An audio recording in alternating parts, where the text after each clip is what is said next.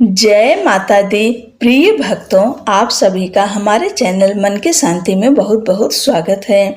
आज शारदीय नवरात्र का चौथा दिन है और चौथे दिन दुर्गा सप्तशती के 5वें से 8वें अध्याय तक देवी और महिषासुर के बीच का अद्भुत युद्ध वर्णित है।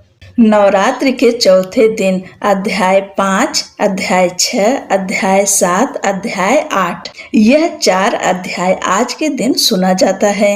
माता रानी से प्रार्थना करते हैं कि अपना आशीर्वाद और कृपा आप सभी के ऊपर सदैव बनाए रखें। भगवान गणेश का ध्यान करते हुए सबसे पहले आप सब देवी कवच, अर्गला स्तोत्र और कीलक स्तोत्र इन तीनों को सुनेंगे। उसके बाद अध्याय को सुना जाता है। चलिए सबसे पहले हम सब कवच, अर्गला, कीलक स्तोत्र का श्रवण करते हैं। मार्कंडे जी ने कहा, पितामह, जो इस संसार में परम गोपनीय तथा सभी मनुष्यों की सब प्रकार से रक्षा करने वाला है और जो अब तक आपने दूसरे किसी के सामने प्रकट नहीं किया हो, ऐसा कोई साधन मुझे बताइए। ब्रह्मा जी बोले, ब्रह्मान, ऐसा साधन तो एक देवी का कवच ही है, जो गोपनीय से भी परम गोपनीय, पवित्र तथा संपूर्ण प्राणियों का उद्धार करने वाला है। महामुने उसे श्रवण करो। देवी की 9 मूर्तियां हैं, जिन्हें 9 दुर्गा कहते हैं। उनके पृथक पृथक अर्थात अलग अलग नाम बतलाए जाते हैं। प्रथम नाम शैलपुत्री है, दूसरी मूर्ति का नाम ब्रह्मचारिणी है, तीसरा स्वरूप चंद्रघंटा के नाम से प्रसिद्ध है, चौथी मूर्ति को कुष्मांडा कहते हैं, 5वीं दुर्गा का नाम स्कंद माता है, देवी के छठे रूप को कात्यायनी कहते हैं, 7वां कालरात्रि और 8वां स्वरूप महागौरी के नाम से प्रसिद्ध है, 9वीं दुर्गा का नाम सिद्धिदात्री है। ये सब नाम सर्वज्ञ महात्मा वेद भगवान के द्वारा ही प्रतिपादित हुए हैं। जो मनुष्य अग्नि में जल रहा हो, रणभूमि में शत्रु से घिर गया हो, विषम संकट में फंस गया हो तथा इस प्रकार भय से आतुर होकर जो भगवती की शरण में प्राप्त हुए हों, उनका कभी अमंगल नहीं होता। युद्ध के समय में संकट में पड़ने पर भी उनके ऊपर कोई विपत्ति नहीं दिखाई देती। उन्हें शोक, दुख और भय की प्राप्ति नहीं होती। जिन्होंने भक्ति पूर्वक देवी का स्मरण किया है, उनका निश्चय ही अभ्युदय होता है। देवेश्वरी, जो तुम्हारा चिंतन करते हैं, उनकी तुम निसंदेह रक्षा करती हो। चामुंडा देवी प्रेत पर आरूढ़ होती हैं, वाराही भैंस पर सवारी करती हैं, ऐन्द्री का वाहन ऐरावत हाथी है, वैष्णो देवी गरुड़ पर ही आसन जमाती हैं, माहेश्वरी वृषभ पर आरूढ़ होती हैं, कौमारी का वाहन मयूर है, भगवान विष्णु की प्रियतमा लक्ष्मी देवी कमल के आसन पर विराजमान हैं और हाथों में कमल धारण किए हुए हैं। वृषभ पर आरूढ़ ईश्वरी देवी ने श्वेत रूप धारण कर रखा है। ब्राह्मी देवी हंस पर बैठी हुई हैं और सब प्रकार के आभूषणों से विभूषित हैं। इस प्रकार से सभी माताएं सब प्रकार की योग शक्तियों से संपन्न हैं। इसके सिवा और भी बहुत सी देवियां हैं, जो अनेक प्रकार के आभूषणों की शोभा से युक्त तथा नाना प्रकार के रत्नों से सुशोभित हैं। ये संपूर्ण देवियां क्रोध में भरी हुई हैं और भक्तों की रक्षा के लिए रथ पर बैठी हुई दिखाई देती हैं। ये शंख, चक्र, गदा, शक्ति, हल और मूसल, खेटक तथा तोमर, परशु, पाश, कुंत और त्रिशूल एवं उत्तम सारंग, धनुष आदि अस्त्र शस्त्र अपने हाथों में धारण करती हैं। दैत्यों के शरीर का नाश करना, भक्तों को अभय दान देना और देवताओं का कल्याण करना, यही उनके शस्त्र धारण करने का उद्देश्य है। महान रौद्र रूप, अत्यंत घोर पराक्रम, महान बल और महान उत्साह वाली देवी, तुम महान भय का नाश करने वाली हो, तुम्हें नमस्कार है। तुम्हारी ओर देखना भी कठिन है। शत्रुओं का भय बढ़ाने वाली जगदम्बिके, मेरी रक्षा करो। पूर्व दिशा में ऐन्द्री, इंद्र शक्ति मेरी रक्षा करें। अग्निकोण में अग्नि शक्ति मेरी रक्षा करें। दक्षिण दिशा में वाराही तथा नैऋत्य कोण में खंडक धारिणी मेरी रक्षा करें। पश्चिम दिशा में वारुणी और वायव्य कोण में मृग पर सवारी करने वाली देवी मेरी रक्षा करें। उत्तर दिशा में कौमारी और ईशान कोण में शूल धारिणी रक्षा करें। ब्राह्मणी तुम ऊपर की ओर से मेरी रक्षा करो और वैष्णवी देवी नीचे की ओर से मेरी रक्षा करें। इसी प्रकार 100 को अपना वाहन बनाने वाली चामुंडा देवी 10 दिशाओं से मेरी रक्षा करें। जया आगे से और विजया पीछे की ओर से मेरी रक्षा करें। वाम भाग में अजिता और दक्षिण भाग में अपराजिता रक्षा करें। उद्योतनी शिखा की रक्षा करें। उमा मेरे मस्तक पर विराजमान होकर रक्षा करें। ललाट में मालाधारी रक्षा करें और यशस्विनी मेरी भौहों का संरक्षण करें। भौहों के मध्य भाग में त्रिनेत्रा और नथुनों की यमघंटा देवी रक्षा करें। दोनों नेत्रों के मध्य भाग में शंखिनी और कानों में द्वारवासिनी रक्षा करें। कालिका देवी कपोलों की तथा भगवती शांकरी कानों के मूल की रक्षा करें। नासिका में सुगंधा और ऊपर के होठ में चर्चिका देवी रक्षा करें। नीचे के होठ में अमृत कला तथा जिह्वा में सरस्वती देवी रक्षा करें। कौमारी दांतों की और चंडिका कंठ प्रदेश की रक्षा करें। चित्र घंटा गले की घाटी की और महामाया तालु में रहकर रक्षा करें। कामाक्षी ठोड़ी की और सर्वमंगला मेरी वाणी की रक्षा करें। भद्रकाली ग्रीवा में और धनुर्धरी पृष्ठवंश अर्थात मेरुदंड में रहकर रक्षा करें। कंठ के बाहरी भाग में नील ग्रीवा और कंठ की नली में नलकुबरी रक्षा करें। दोनों कंधों में खड्गिनी और मेरी दोनों भुजाओं की वज्र धारणी रक्षा करें। दोनों हाथों में दंडनी और अंगुलियों में अंबिका रक्षा करें। शूलेश्वरी नखों की रक्षा करें। कुलेश्वरी कुच्छी अर्थात पेट में रहकर रक्षा करें। महादेवी दोनों स्तनों की और शोक विनाशिनी देवी मन की रक्षा करें। ललिता देवी हृदय में और शूल धारणी उदर में रहकर रक्षा करें। नाभि में कामिनी और गुहे भाग की गुहेश्वरी रक्षा करें। पूतना और कामिका लिंग की और महेश वाहिनी गुदा की रक्षा करें। भगवती कटी भाग में और विंध्यवासिनी घुटनों की रक्षा करें। संपूर्ण कामनाओं को देने वाली महाबला देवी दोनों पिंडलियों की रक्षा करें। नरसिंही दोनों घुट्टियों की और तेजसी देवी दोनों चरण के पृष्ठ भाग की रक्षा करें। श्री देवी पैरों की अंगुलियों में और तलवासिनी पैरों के तलुओं में रहकर रक्षा करें। अपनी दाढ़ों के कारण भयंकर दिखने वाली दंष्ट्रा कराली देवी नखों की और ऊर्ध्व केसनी देवी केशों की रक्षा करें। रोमावलियों के छिद्रों में कौबेरी और त्वचा की वागीश्वरी देवी रक्षा करें। पार्वती देवी रक्त मज्जा वसा मांस हड्डी और मेद की रक्षा करें। आंतों की कालरात्रि और पित्त की मुकुटेश्वरी देवी रक्षा करें। मूलाधार आदि कमल कोशों में पद्यावती देवी और कफ में चूड़ामणि देवी स्थित होकर रक्षा करें। नख के तेज की ज्वालामुखी रक्षा करें, जिसका किसी भी अस्त्र से भेदन नहीं हो सकता। वह अभेद्या देवी शरीर की समस्त संधियों में रहकर रक्षा करें। ब्राह्मणी आप मेरे वीर की रक्षा करें। छत्रेश्वरी छाया की तथा धर्म धारणी देवी मेरे अहंकार मन और बुद्धि की रक्षा करें। हाथ में वज्र धारण करने वाली वज्रहस्ता देवी मेरे प्राण अपान व्यान उदान और समान वायु की रक्षा करें।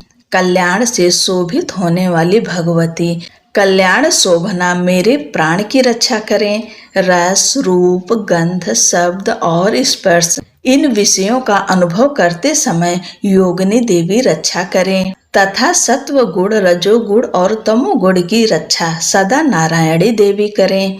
वाराही आयु की रक्षा करें। वैष्णवी धर्म की रक्षा करें तथा चक्रिणी देवी यश कीर्ति लक्ष्मी धन तथा विद्या की रक्षा करें। इंद्राणी आप मेरे गोत्र की रक्षा करें। चंडिके तुम मेरे पशुओं की रक्षा करो, महालक्ष्मी पुत्रों की रक्षा करें और भैरवी पत्नी की रक्षा करें। मेरे पथ की सुपथा तथा मार्ग की क्षेम करी रक्षा करें। राजा के दरबार में महालक्ष्मी रक्षा करें तथा सब ओर व्याप्त रहने वाली विजय देवी संपूर्ण भयों से रक्षा करें। देवी, जो स्थान कवच में नहीं कहा गया है अतएव रक्षा से रहित है, वह सब तुम्हारे द्वारा सुरक्षित हो, क्योंकि तुम विजयशालिनी और पापनाशिनी हो। यदि अपने शरीर का भला चाहे तो मनुष्य बिना कवच के कहीं एक पग भी न जाए। कवच का पाठ करके ही यात्रा करे। कवच के द्वारा सब ओर से सुरक्षित मनुष्य जहाँ जहाँ भी जाता है वहाँ वहाँ उसे धन लाभ होता है तथा संपूर्ण कामनाओं की सिद्धि करने वाली विजय की प्राप्ति होती है। वह जिस जिस अभिष्ट वस्तु का चिंतन करता है उसको निश्चय ही प्राप्त कर लेता है। वह पुरुष इस पृथ्वी पर तुलना रहित महान ऐश्वर्य का भागी होता है। कवच से सुरक्षित मनुष्य निर्भय हो जाता है। युद्ध में उसकी पराजय नहीं होती तथा वह तीनों लोकों में पूजनीय होता है। देवी का यह कवच देवताओं के लिए भी दुर्लभ है। जो प्रतिदिन नियम पूर्वक तीनों संध्याओं के समय श्रद्धा के साथ इसका पाठ करता है उसे दैवी कला प्राप्त होती है तथा वह तीनों लोकों में कहीं भी पराजित नहीं होता। इतना ही नहीं, वह अमृत्यु से रहित हो 100 से भी अधिक वर्षों तक जीवित रहता है। मकरी, चेचक, कोढ़ आदि उसकी संपूर्ण व्याधियां नष्ट हो जाती है। कनेर, भांग, अफीम, धतूरे आदि का स्थावर विष, सांप और बिच्छू आदि के काटने से चढ़ा हुआ जंगम विष तथा ऐफेन और तेल के संयोग आदि से बनने वाला कृत्रिम विष, ये सभी प्रकार के विष दूर हो जाते हैं, उनका कोई भी असर नहीं होता है। इस पृथ्वी पर मारण, मोहन आदि जितने आभिचारिक प्रयोग होते हैं तथा इस प्रकार के जितने मंत्र यंत्र होते हैं वे सब इस कवच को हृदय में धारण कर लेने पर उस मनुष्य को देखते ही नष्ट हो जाते हैं। ये ही नहीं, पृथ्वी पर विचरने वाले ग्राम देवता, आकाशचारी देव, विशेष जल के संबंध से प्रकट होने वाले गण, उपदेश मात्र से सिद्ध होने वाले निम्न कोटि के देवता, अपने जन्म के साथ प्रकट होने वाले देवता, कुल देवता, माला, कंठमाला आदि डाकिनी, शाकिनी, अंतरिक्ष में विचरने वाली भयानक डाकिनियां, ग्रह, भूत, पिशाच, यक्ष, गंधर्व, राक्षस, ब्रह्म राक्षस, बेताल, कुष्मांड और भैरव आदि अनिष्ट कारक देवता भी हृदय में कवच धारण किए रहने पर उस मनुष्य को देखते ही भाग जाते हैं। कवचधारी पुरुष को राजा से सम्मान वृद्धि प्राप्त होती है। यह कवच मनुष्य के तेज की वृद्धि करने वाला और उत्तम है। कवच का पाठ करने वाला पुरुष अपनी कीर्ति से विभूषित भूतल पर अपने सुयश के साथ साथ वृद्धि को प्राप्त होता है। जो पहले कवच का पाठ करके उसके बाद सप्तशती चंडी का पाठ करता है उसकी जब तक वन, पर्वत और काननों अर्थात जंगलों सहित यह पृथ्वी टिकी रहती है तब तक यहाँ पुत्र, पौत्र आदि संतान परंपरा बनी रहती है। फिर देह का अंत होने पर वह पुरुष भगवती महामाया के प्रसाद से उस नित्य परम पद को प्राप्त होता है जो देवताओं के लिए भी दुर्लभ है। वह सुंदर दिव्य रूप धारण करता और कल्याणमय शिव के आनंद का भागी होता है। श्री देवी कवच संपूर्ण। अर्गला स्तोत्रम। ओम नमः चंडिकाए। ओम चंडिका देवी को नमस्कार है। मार्कंडे जी कहते हैं, जयंती, मंगला काली, भद्र काली, कपालिनी, दुर्गा, क्षमा, शिवा, धात्री, स्वाहा और स्वधा, इन नामों से प्रसिद्ध जगदम्बिके तुम्हें मेरा नमस्कार है। देवी चामुंडे तुम्हारी जय हो। संपूर्ण प्राणियों की पीड़ा हरने वाली देवी तुम्हारी जय हो। सब में व्याप्त रहने वाली देवी तुम्हारी जय हो। काल रात्रि तुम्हें नमस्कार है। मधु और कैटभ को मारने वाली तथा ब्रह्मा जी को वरदान देने वाली देवी तुम्हें नमस्कार है। तुम मुझे रूप दो, जय दो, यश दो और काम क्रोध आदि शत्रुओं का नाश करो। महिषासुर का नाश करने वाली तथा भक्तों को सुख देने वाली देवी तुम्हें नमस्कार है। तुम रूप दो, जय दो, यश दो और काम क्रोध आदि शत्रुओं का नाश करो। रक्त बीज का वध और चंड मुंड का विनाश करने वाली देवी तुम रूप दो, जय दो, यश दो और काम क्रोध आदि शत्रुओं का नाश करो। शुंभ और निशुंभ तथा धूम्र लोचन का मर्दन करने वाली देवी तुम रूप दो, जय दो, यश दो और काम क्रोध आदि शत्रुओं का नाश करो। सबके द्वारा वंदित युगल चरणों वाली तथा संपूर्ण सौभाग्य प्रदान करने वाली देवी तुम रूप दो, जय दो, यश दो और काम क्रोध आदि शत्रुओं का नाश करो। देवी तुम्हारे रूप और चरित्र अचिंत्य हैं। तुम समस्त शत्रुओं का नाश करने वाली हो। तुम रूप दो, जय दो, यश दो और काम क्रोध आदि शत्रुओं का नाश करो। पापों को दूर करने वाली चंडिके जो भक्ति पूर्वक तुम्हारे चरणों में सर्वदा मस्तक झुकाते हैं, उन्हें रूप दो, जय दो, यश दो और काम क्रोध आदि शत्रुओं का नाश करो। रोगों का नाश करने वाली चंडिके जो भक्ति पूर्वक तुम्हारी स्तुति करते हैं, उन्हें तुम रूप दो, जय दो, यश दो और काम क्रोध आदि शत्रुओं का नाश करो। चंडिके इस संसार में जो भक्ति पूर्वक तुम्हारी पूजा करते हैं, उन्हें रूप दो, जय दो, यश दो और काम क्रोध आदि शत्रुओं का नाश करो। मुझे सौभाग्य और आरोग्य दो, परम सुख दो, रूप दो, जय दो, यश दो और काम क्रोध आदि शत्रुओं का नाश करो। जो मुझसे द्वेष रखते हों, उनका नाश और मेरे बल की वृद्धि करो। रूप दो, जय दो, यश दो और काम क्रोध आदि शत्रुओं का नाश करो। देवी मेरा कल्याण करो, मुझे उत्तम संपत्ति प्रदान करो। रूप दो, जय दो, यश दो और काम क्रोध आदि शत्रुओं का नाश करो। अंबिके, देवता और असुर दोनों ही अपने माथे की मुकुट की मड़ियों को तुम्हारे चरणों पर घिसते हैं। तुम रूप दो, जय दो, यश दो और काम क्रोध आदि शत्रुओं का नाश करो। तुम अपने भक्त जन को विद्वान, यशस्वी और लक्ष्मीवान बनाओ तथा रूप दो, जय दो, यश दो और काम क्रोध आदि शत्रुओं का नाश करो। प्रचंड दैत्यों के दर्प का दलन करने वाली चंडिके मुझ शरणागत को रूप दो, जय दो, यश दो और काम क्रोध आदि शत्रुओं का नाश करो।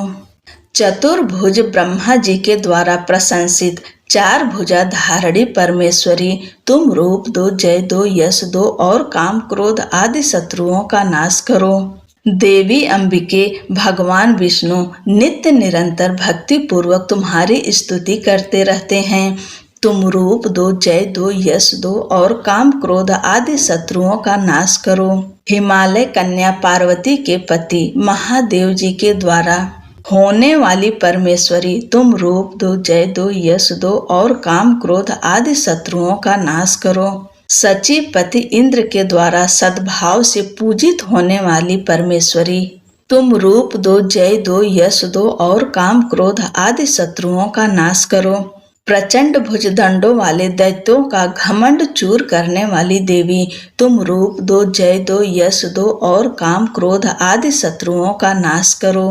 देवी अंबिके, तुम अपने भक्त जनों को सदा असीम आनंद प्रदान करती हो। तुम रूप दो, जय दो, यश दो और काम क्रोध आदि शत्रुओं का नाश करो। मन की इच्छा के अनुसार चलने वाली मनोहर पत्नी प्रदान करो, जो दुर्गम संसार से तारने वाली तथा उत्तम कुल में जन्मी हो। जो मनुष्य इस स्तोत्र का पाठ करके सप्तसती रूपी महास्तोत्र का पाठ करता है, वह सप्तसती के जप संख्या से मिलने वाले श्रेष्ठ फल को प्राप्त होता है। साथ ही वह प्रचुर संपत्ति भी प्राप्त कर लेता है। इति देवी अर्गला स्तोत्रम संपूर्णम। कीलक स्तोत्रम। ओम नमः चंडिकाय। मार्कंडे जी कहते हैं, विशुद्ध ज्ञान ही जिनका शरीर है, तीनों वेद ही जिनके 3 नेत्र हैं, जो कल्याण प्राप्ति के हेतु हैं तथा अपने मस्तक पर अर्धचंद्र धारण करते हैं, उन भगवान शिव को नमस्कार है। मंत्रों का जो अभिकीलक है, अर्थात मंत्रों की सिद्धि में विघ्न उपस्थित करने वाले, साप रूपी कीलक का निवारण करने वाला है, उस सप्तशती स्तोत्र को संपूर्ण रूप से जानना चाहिए और जानकर उसकी उपासना करनी चाहिए। उसके भी उच्चाटन आदि कर्म सिद्ध होते हैं, उसे भी समस्त दुर्लभ वस्तुओं की प्राप्ति होती है।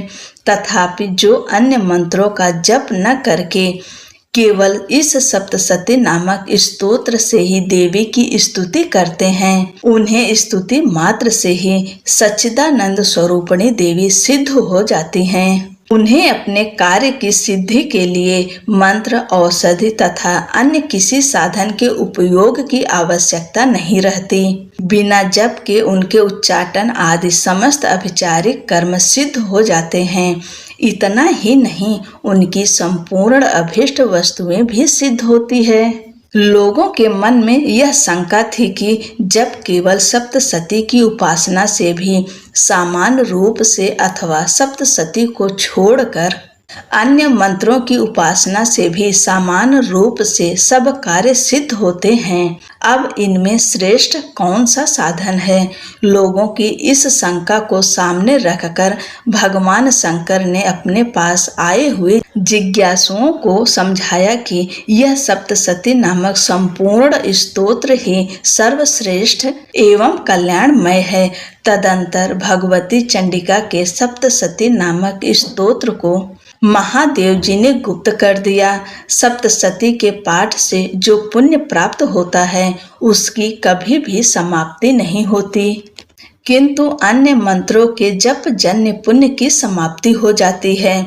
अतः भगवान शिव ने अन्य मंत्रों की अपेक्षा जो सप्तशती की ही श्रेष्ठता का निर्णय किया, उसे जानना चाहिए।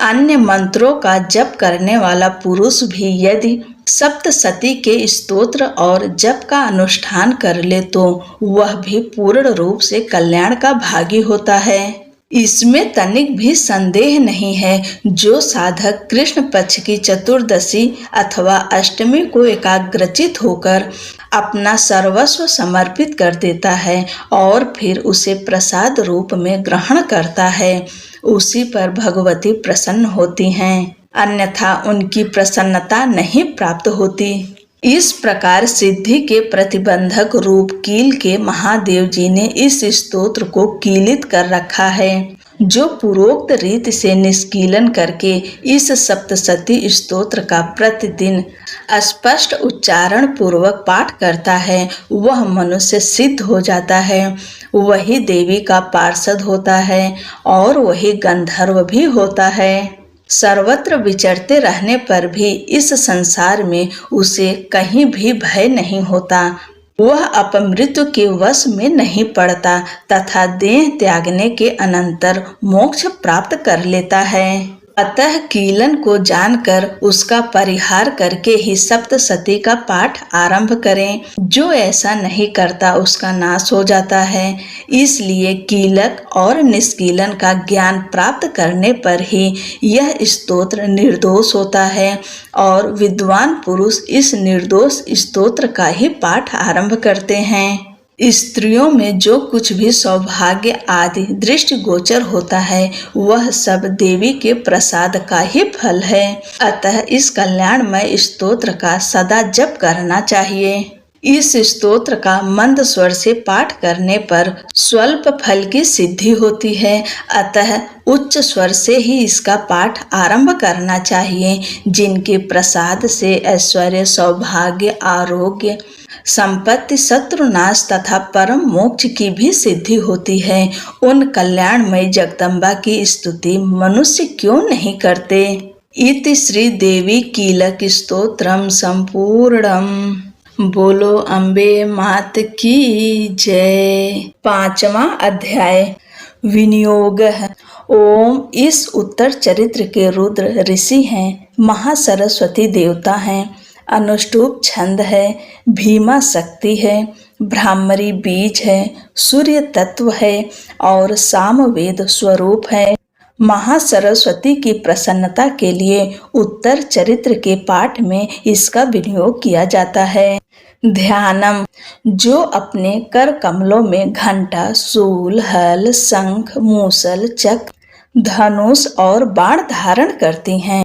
शरद ऋतु के शोभा संपन्न चंद्रमा के समान जिनकी मनोहर कांति है, जो तीनों लोकों की आधारभूता हैं और शुंभ आदि दैत्यों का नाश करने वाली हैं, तथा गौरी के शरीर से जिनका प्राकट्य हुआ है, उन महासरस्वती देवी का मैं निरंतर भजन करता हूँ। ऋषि कहते हैं, पूर्व काल में शुंभ और निशुंभ नामक असुरों ने अपने बल के घमंड में आकर सचीपति इंद्र के हाथ से तीनों लोकों का राज्य और यज्ञ भाग छीन लिए। वे ही दोनों सूर्य, चंद्रमा, कुबेर, यम और वरुण के अधिकार का भी उपयोग करने लगे। वायु और अग्नि का कार्य भी वे ही करने लगे। उन दोनों ने सब देवताओं को अपमानित, राज्य भ्रष्ट, पराजित तथा अधिकारहीन करके स्वर्ग से निकाल दिया। उन दोनों महान असुरों से तिरस्कृत देवताओं ने अपराजिता देवी का स्मरण किया और सोचा, जगदम्बा ने हम लोगों को वर दिया था कि आपत्ति काल में स्मरण करने पर मैं तुम्हारी सब आपत्तियों का तत्काल नाश कर दूंगी। यह विचार कर देवता गिरिराज हिमालय पर गए और वहां भगवती विष्णु माया की स्तुति करने लगे। देवता बोले, देवी को नमस्कार है, महादेवी शिवा को सर्वदा नमस्कार है, प्रकृति एवं भद्रा को प्रणाम है। हम लोग नियम पूर्वक जगदम्बा को नमस्कार करते हैं, रौद्रा को नमस्कार है, नित्या, गौरी एवं धात्री को बारंबार नमस्कार है, ज्योत्सनामयी, चंद्र रूपिणी एवं सुख स्वरूपा देवी को सतत प्रणाम है।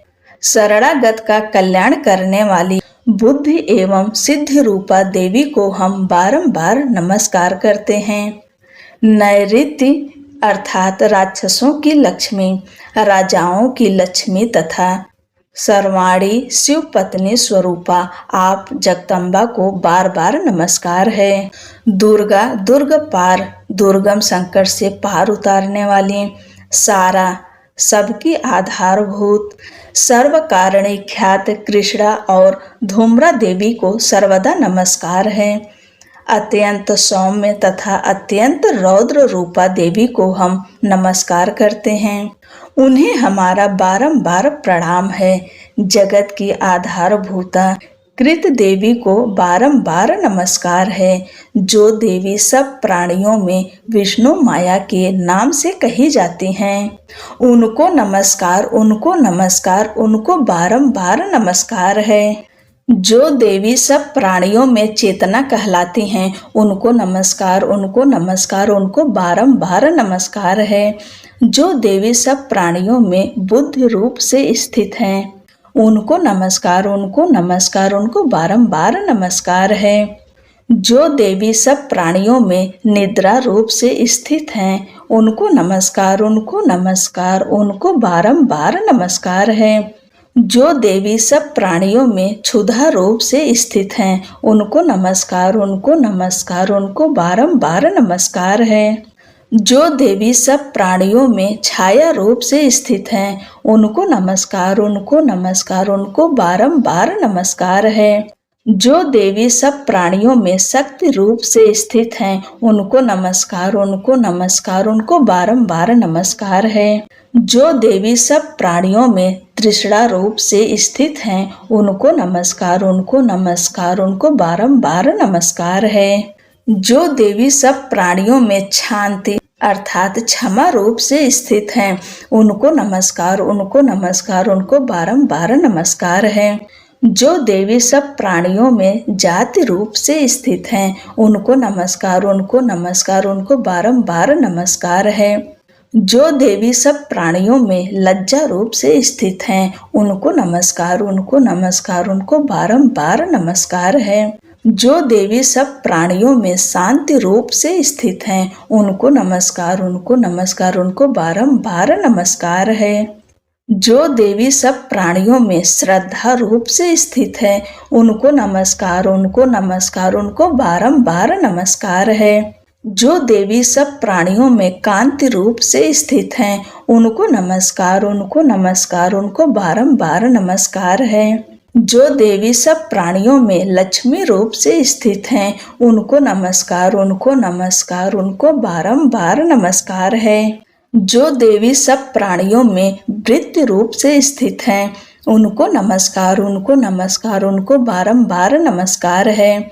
जो देवी सब प्राणियों में स्मृति रूप से स्थित हैं, उनको नमस्कार, उनको नमस्कार, उनको बारंबार नमस्कार है। जो देवी सब प्राणियों में दया रूप से स्थित हैं, उनको नमस्कार, उनको नमस्कार, उनको बारंबार नमस्कार है। जो देवी सब प्राणियों में तुष्ट रूप से स्थित हैं, उनको नमस्कार, उनको नमस्कार, उनको बारंबार नमस्कार है। जो देवी सब प्राणियों में माता रूप से स्थित हैं, उनको नमस्कार, उनको नमस्कार, उनको बारंबार नमस्कार है।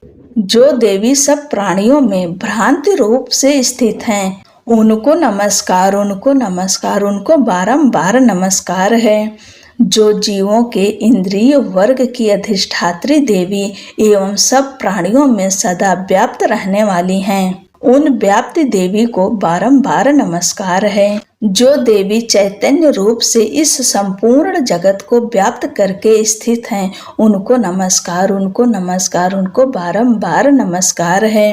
पूर्व काल में अपने अभीष्ट की प्राप्ति होने से देवताओं ने जिनकी स्तुति की तथा देवराज इंद्र ने बहुत दिनों तक जिनका सेवन किया, वह कल्याण की साधन भूता ईश्वरी हमारा कल्याण और मंगल करें तथा सारी आपत्तियों का नाश कर डालें। उदंड दैत्यों से सताए हुए हम सभी देवता जिन परमेश्वरी को इस समय नमस्कार करते हैं तथा जो भक्ति से विनम्र पुरुषों द्वारा स्मरण की जाने पर तत्काल ही संपूर्ण विपत्तियों का नाश कर देती हैं, वे जगदम्बा हमारा संकट दूर करें। ऋषि कहते हैं, राजन, इस प्रकार जब देवता स्तुति कर रहे थे, उस समय पार्वती देवी गंगा जी के जल में स्नान करने के लिए वहां आईं। उन सुंदर भौहों वाली भगवती ने देवताओं से पूछा, आप लोग यहाँ किसकी स्तुति करते हैं? तब उन्हीं के शरीर कोश से प्रकट हुई शिवा देवी बोली, शुंभ दैत्य से तिरस्कृत और युद्ध में निशुंभ से पराजित हो यहाँ एकत्रित हुए ये समस्त देवता यह मेरी ही स्तुति कर रहे हैं। पार्वती जी के शरीर कोश से अंबिका का प्रादुर्भाव हुआ था, इसलिए वे समस्त लोकों में कौशिकी कही जाती हैं। कौशिकी के प्रकट होने के बाद पार्वती देवी का शरीर काले रंग का हो गया, अतः वे हिमालय पर रहने वाली कालिका देवी के नाम से विख्यात हुई। तदंतर शुंभ निशुंभ के भृत्य चंड मुंड वहां आए और उन्होंने परम मनोहर रूप धारण करने वाली अंबिका देवी को देखा। फिर वे शुंभ के पास जाकर बोले, महाराज, एक अत्यंत मनोहर स्त्री है जो अपने दिव्य कांति से हिमालय को प्रकाशित कर रही है। वैसा उत्तम रूप कहीं किसी ने भी नहीं देखा होगा। असुरेश्वर, पता लगाइए वह देवी कौन है और उसे ले लीजिए। स्त्रियों में तो वह रत्न है, उसका प्रत्येक अंग बहुत ही सुंदर है तथा वह अपने श्री अंगों की प्रभा से संपूर्ण दिशाओं में प्रकाश फैला रही है। दैत्यराज, अभी वह हिमालय पर ही मौजूद है, आप उसे देख सकते हैं। प्रभु, तीनों लोकों में मणि, हाथी और घोड़े आदि जितने भी रत्न हैं, वे सब इस समय आपके घर में शोभा पाते हैं। हाथियों में रत्नभूत ऐरावत, यह पारिजात का वृक्ष और यह उच्चैश्रवा घोड़ा, यह सब आपने इंद्र से ले लिया है। हंसों से जुता हुआ यह विमान भी आपके आंगन में शोभा पाता है। यह रत्नभूत अद्भुत विमान जो पहले ब्रह्मा जी के पास था, अब आपके यहाँ लाया गया है। यह महापद्य नामक निधि आप कुबेर से छीन लिए हैं। समुद्र ने भी आपको किंजलकिनी नाम की माला भेंट की है, जो केसरों से सुशोभित है और जिसके कमल कभी कुम्हलाते नहीं हैं। सुवर्ण की वर्षा करने वाला वरुण का छत्र भी आपके घर में शोभा पाता है, तथा यह श्रेष्ठ रथ जो पहले प्रजापति के अधिकार में था, अब आपके पास मौजूद है।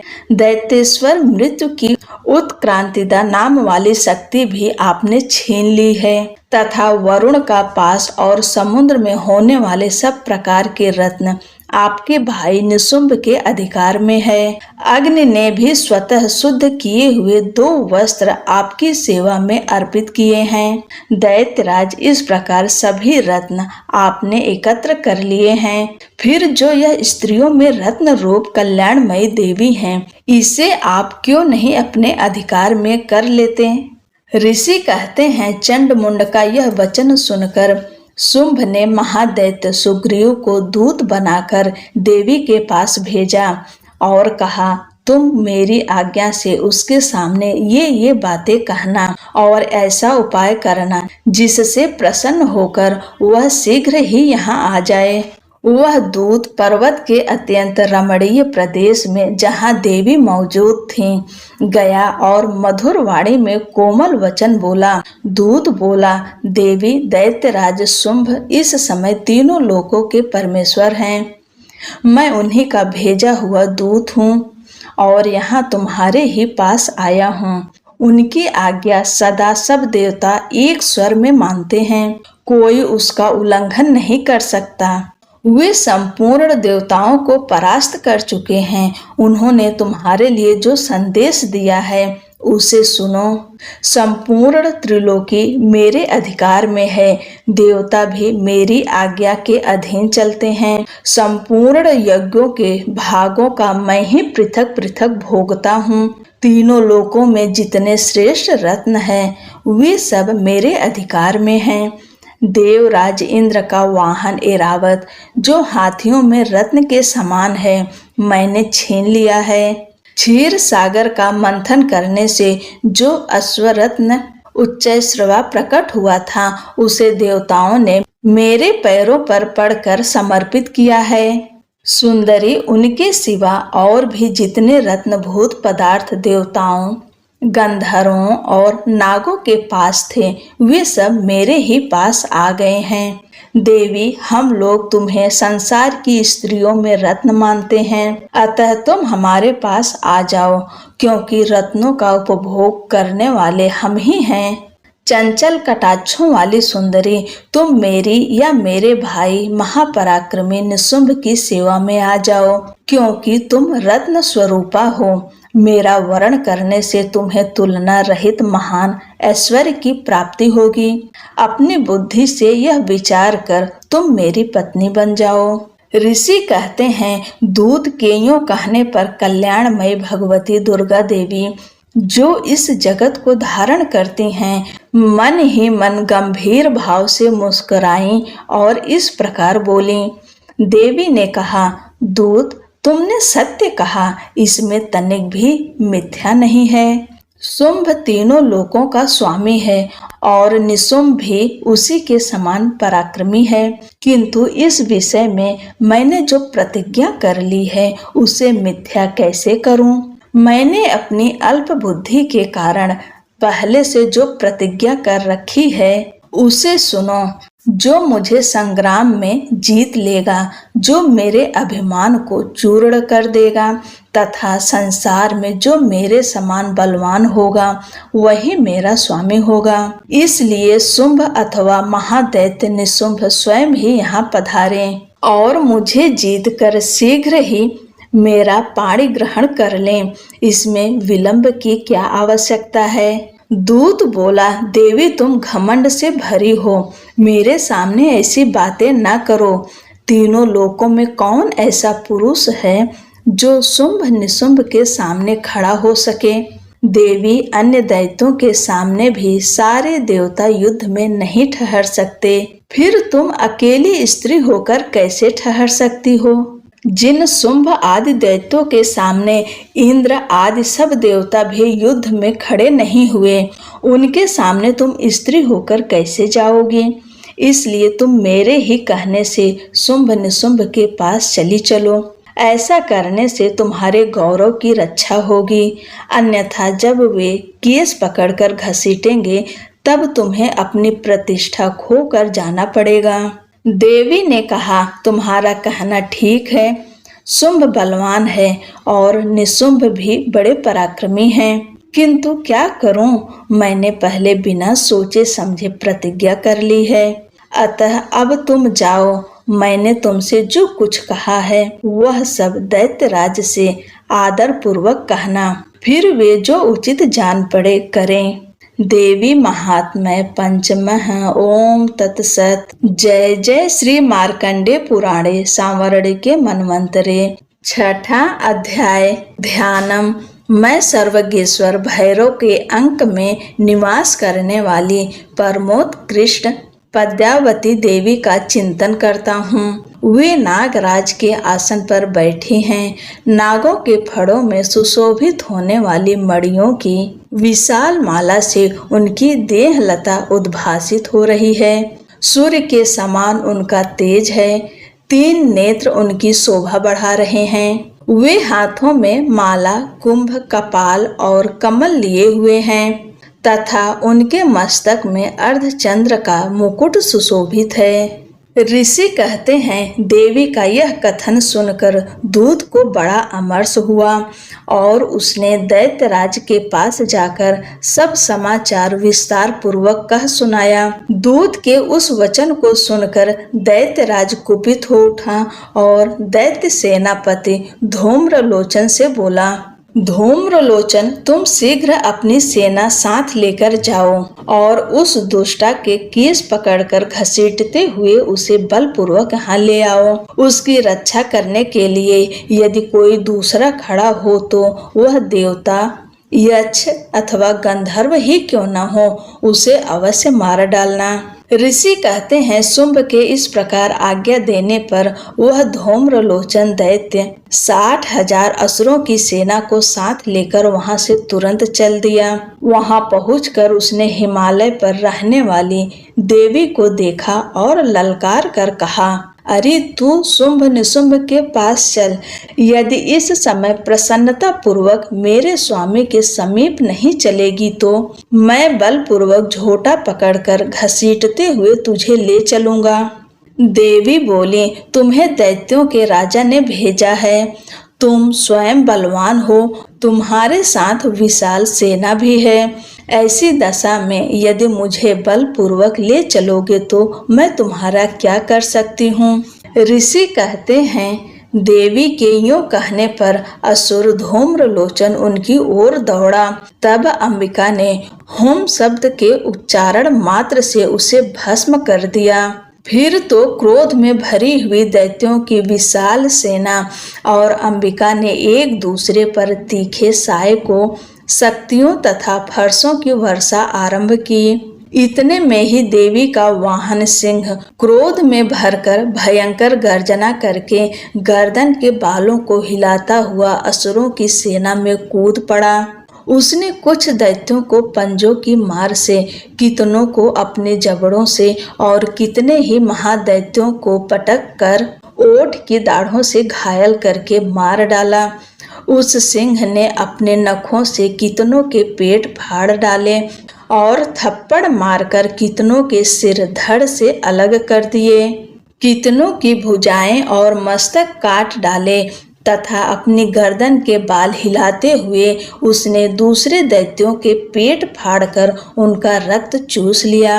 अत्यंत क्रोध में भरे हुए देवी के वाहन उस महाबली सिंह ने क्षण भर में ही असुरों की सारी सेना का संहार कर डाला। शुंभ ने जब सुना कि देवी ने धूम्रलोचन असुर को मार डाला तथा उसके सिंह ने सारी सेना का सफाया कर डाला, तब उस दैत्य राज को बड़ा क्रोध हुआ, उसका ओठ कांपने लगा। उसने चंड और मुंड नामक 2 महादैत्यों को आज्ञा दी, हे चंड और हे मुंड, तुम लोग बहुत बड़ी सेना लेकर वहां जाओ। उस देवी के झोटे पकड़कर अथवा उसे बांधकर शीघ्र यहाँ ले आओ। यदि इस प्रकार उसको लाने में संदेह हो तो युद्ध में सब प्रकार के अस्त्र शस्त्रों तथा समस्त आसुरी सेना का प्रयोग करके उसका हत्या कर डालना। उस दुष्टा की हत्या होने तथा सिंह के भी मारे जाने पर उस अंबिका को बांधकर साथ ले शीघ्र ही लौट आना। जय जय श्री मार्कंडे पुराणे सांवरणिके मन्वंतरे देवी महात्म्य षष्ठ है। ओम तत्सत। 7वां अध्याय ध्यानम। मैं मातंगी देवी का ध्यान करता हूँ। वे रत्नमय सिंहासन पर बैठकर पढ़ते हुए तोते का मधुर शब्द सुन रही हैं। उनके शरीर का वर्ण श्याम है। वे अपना एक पैर कमल पर रखे हुए हैं और मस्तक पर अर्धचंद्र धारण करती हैं तथा कल्हार पुष्पों की माला धारण किए वीणा बजाती हैं। उनके अंग में कसी हुई चोली शोभा पा रही है। वे लाल रंग की साड़ी पहने हाथ में शंखमय पात्र लिए हुए हैं। उनके वदन पर मधु का हल्का हल्का प्रभाव जान पड़ता है और ललाट में वेदी शोभा दे रही है। ऋषि कहते हैं, तदंतर शुंभ की आज्ञा पाकर वे चंड मुंड आदि दैत्य चतुरंगिणी सेना के साथ अस्त्र शस्त्रों से सुसज्जित हो चल दिए। फिर गिरिराज हिमालय के सुवर्णमय ऊंचे शिखर पर पहुंचकर उन्होंने सिंह पर बैठी देवी को देखा। वे मंद मंद मुस्कुरा रही थी। उन्हें देखकर दैत्य लोग तत्परता से पकड़ने का उद्योग करने लगे। किसी ने धनुष तान लिया, किसी ने तलवार संभाली और कुछ लोग देवी के पास आकर खड़े हो गए।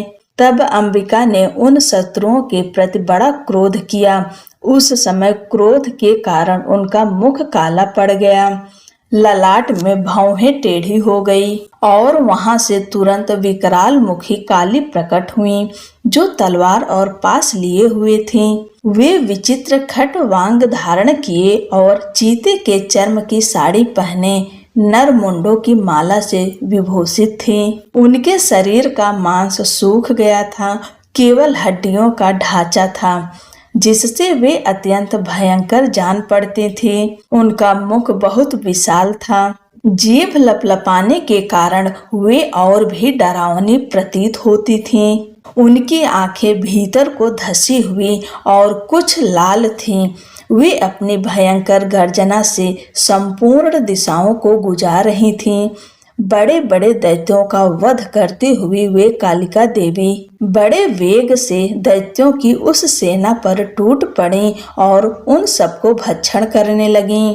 वे पार्श्व रक्षकों, अंकुशधारी महावतों, योद्धाओं और घंटा सहित कितने ही हाथियों को एक ही हाथ से पकड़कर मुंह में डाल लेती थीं। इसी प्रकार घोड़े, रथ और सारथी के साथ रथी सैनिकों को मुंह में डालकर वे उन्हें बड़े भयानक रूप से चबा डालते थे। किसी के बाल पकड़ लेती, किसी का गला दबा देती, किसी को पैरों से कुचल डालती और किसी को छाती के धक्के से गिराकर मार डालती थीं। वे असुरों के छोड़े हुए बड़े बड़े अस्त्र शस्त्र मुंह में पकड़ लेती और रोष में भरकर उनको दांतों से पीस डालती थीं।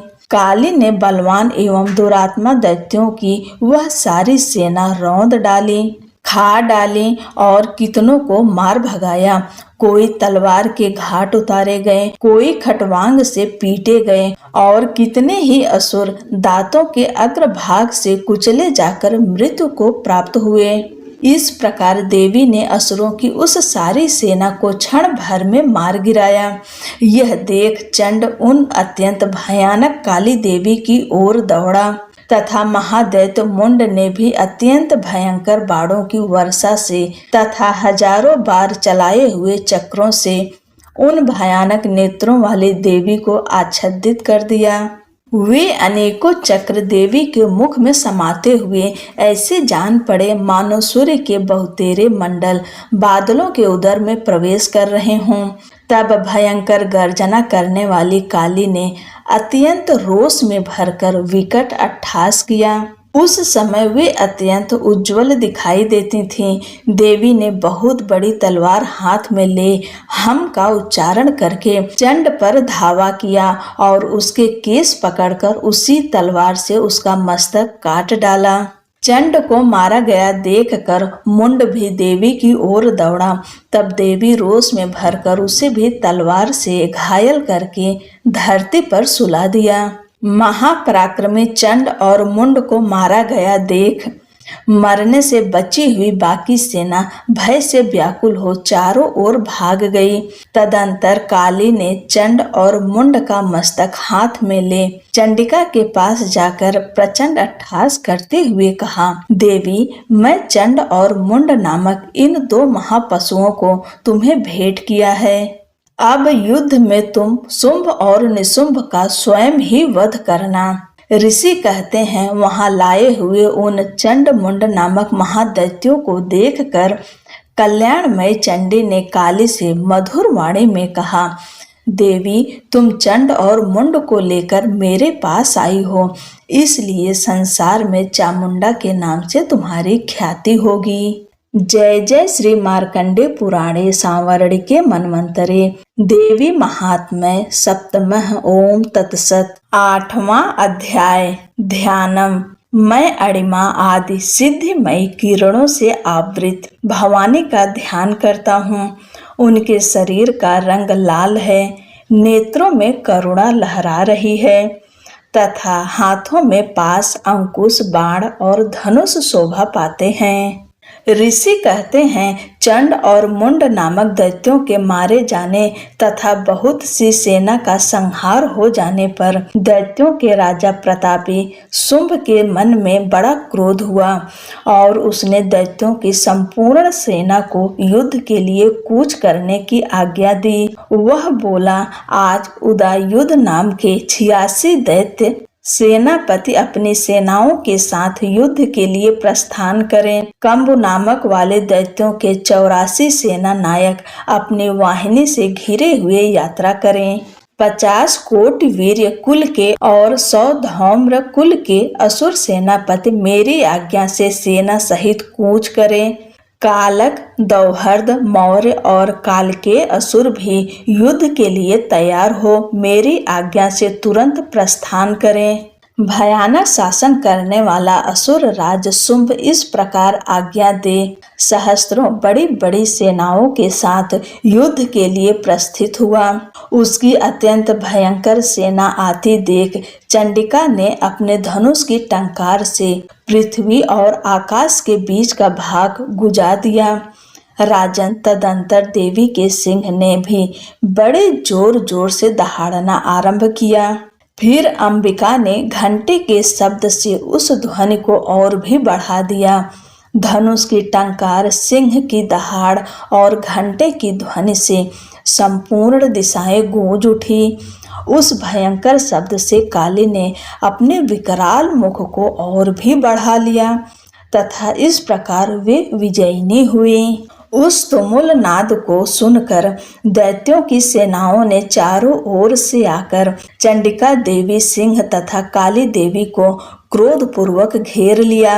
राजन, इसी बीच में असुरों के विनाश तथा देवताओं के अभ्युदय के लिए ब्रह्मा, शिव, कार्तिकेय, विष्णु तथा इंद्र आदि देवों की शक्तियां जो अत्यंत पराक्रम और बल से संपन्न थीं, उनके शरीरों से निकलकर उन्हीं के रूप में चंडिका देवी के पास आ गईं। जिस देवता का जैसा रूप, जैसी वेशभूषा और जैसा वाहन है, ठीक वैसे ही साधनों से संपन्न हो उसकी शक्ति असुरों से युद्ध करने के लिए आई।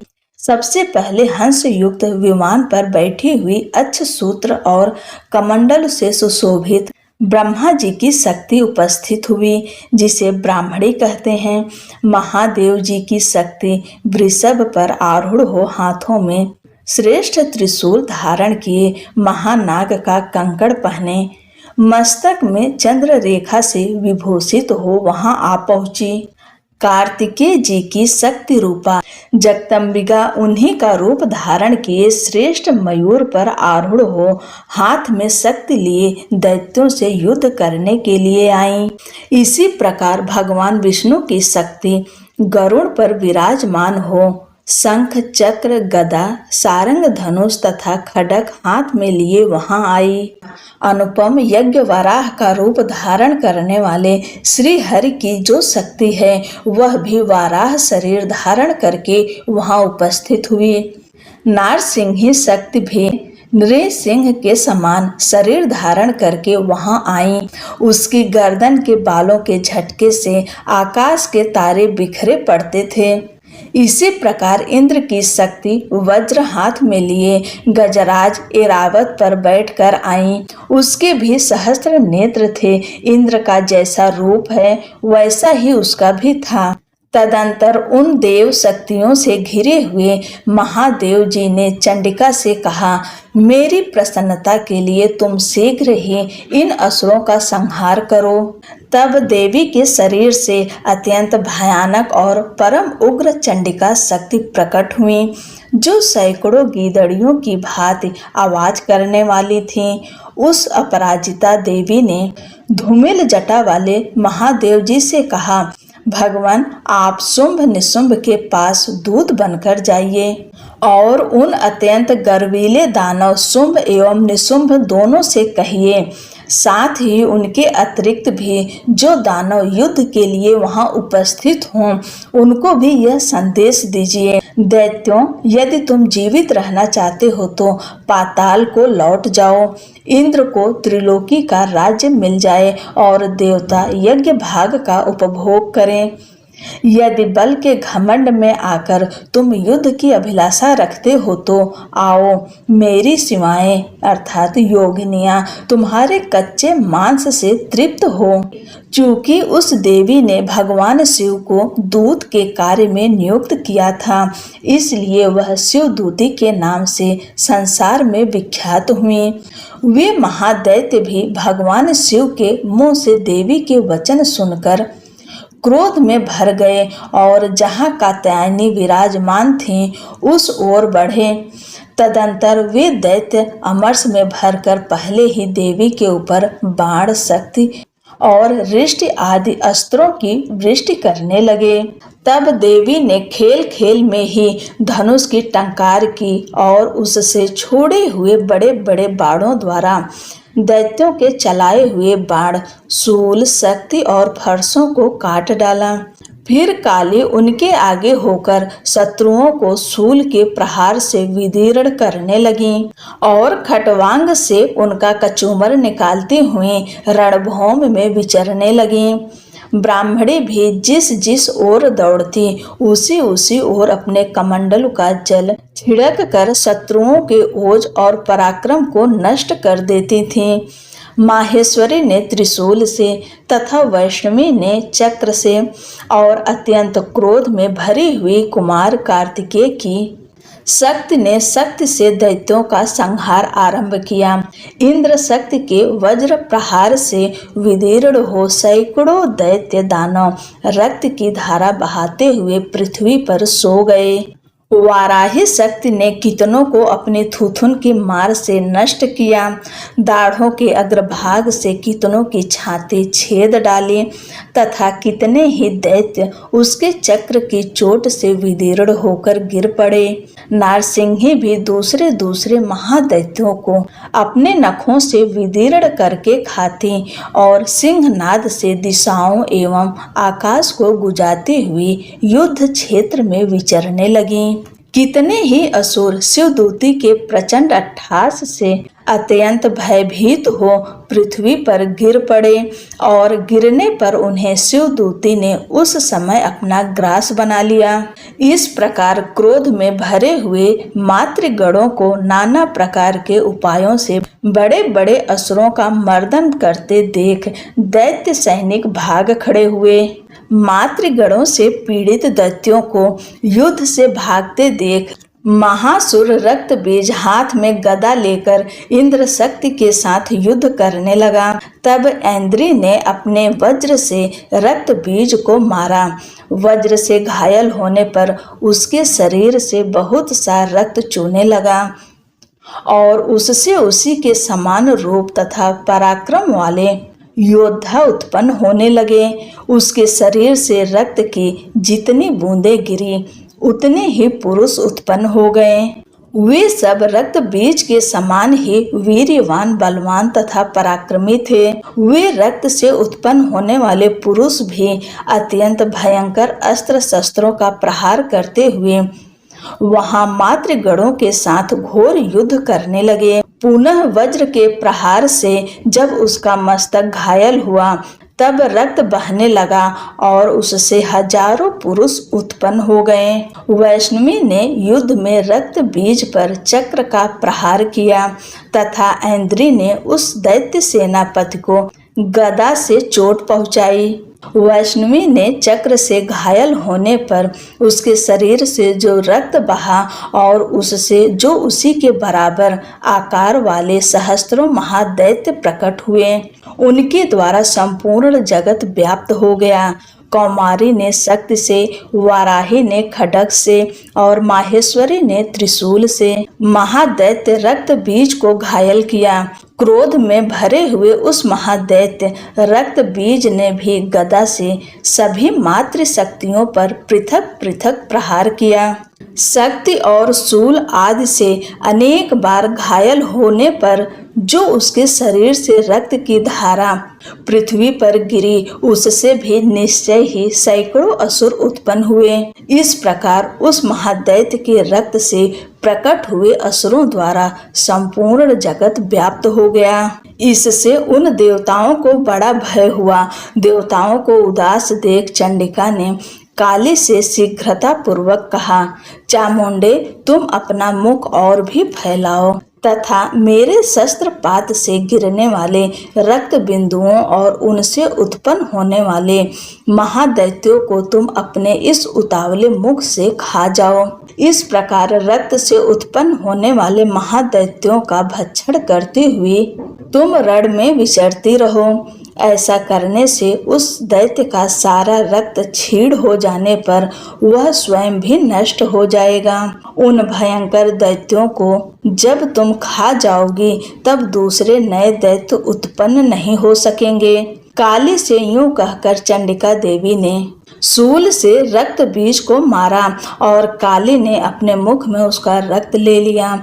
तब उसने वहां चंडिका पर गदा से प्रहार किया, किंतु उस गदा पात ने देवी को तनिक भी वेदना नहीं पहुंचाई।